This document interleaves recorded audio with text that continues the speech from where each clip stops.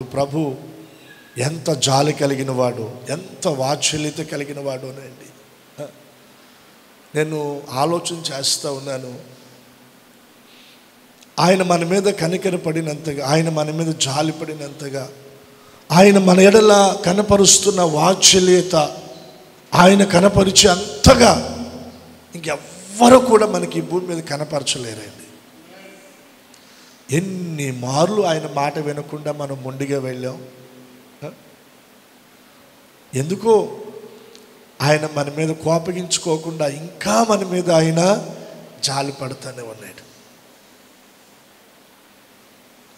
ఆ మధ్య కాలంలో ఒక స్టూడెంట్ విషయంలో ఆ స్కూల్ యాజమాన్యం వాళ్ళే ఆ పేరెంట్స్ని పిలిచి ఆ పిల్లవాడికి సంబంధించి టీసీ ఇచ్చి, మీ పిల్లవాడిని మా స్కూల్కి పంపించొద్దండి అని అన్నారంట. ఇదేంటి అని ఆలోచన చేస్తే, వాడు వారంలో ఒకరోజు స్కూల్కి వెళ్తే 2-3 రోజులు సెలవు పెడతాడంట. ఇట్లాంటి పిల్లలు మాకు అవసరం లేదని స్కూల్ యాజమాన్యం, స్కూల్ మాకు అవసరం లేదు, వీడు ఫీజు కడుతున్నారు, రెగ్యులర్గా ప్రతి నెల ఫీజు కడుతున్నారు, ఎగ్జామ్ ఫీజు కడుతున్నారు, స్కూల్లో జరిగే కార్యక్రమాలకి ఫండ్స్ ఇస్తూ ఉన్నారు. ఇన్ని ఇచ్చినా వాళ్ళు అంటున్నారు మాకు అక్కర్లేదని. ఎందుకంటే రెగ్యులర్గా రావటం లేదు స్కూల్కి, మాకు అక్కర్లేదు. మనం ఎన్ని ఆదివారాలు ఎక్కుంటున్నా ఆయన ఇంకా మనల్ని ప్రేమిస్తూ ఉన్నాడు.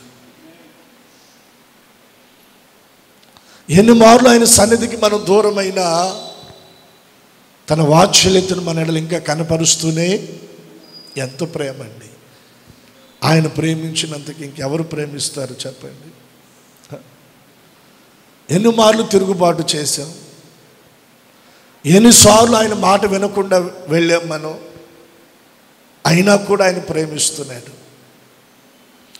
అలాగే ప్రేమిస్తూనే ఉంటాడు అనుకోమాకండి. ఏదో ఒకరోజు సరైన దెబ్బ పడుతుంది. ఇంకప్పుడు మనలను ఆయన చేతుల నుండి తప్పించజాలిన వాళ్ళు ఈ భూమి మీద ఎవరు కూడా లేరండి. ఒకవేళ ఎవరి చేతిలోనైనా నువ్వు పడితే ఆయన నిన్ను తప్పించగలడు, కానీ ఆయన చేతిలో నువ్వు పడ్డావంటే నిన్ను తప్పించగలిగిన వారు ఇంకెవరు కూడా లేరు. ఆయన వాత్సల్యతను మనం మన జీవితాంతం భరించవచ్చు, కానీ ఆయన కోపాన్ని ఒక క్షణం కూడా మనం తాళచాలని.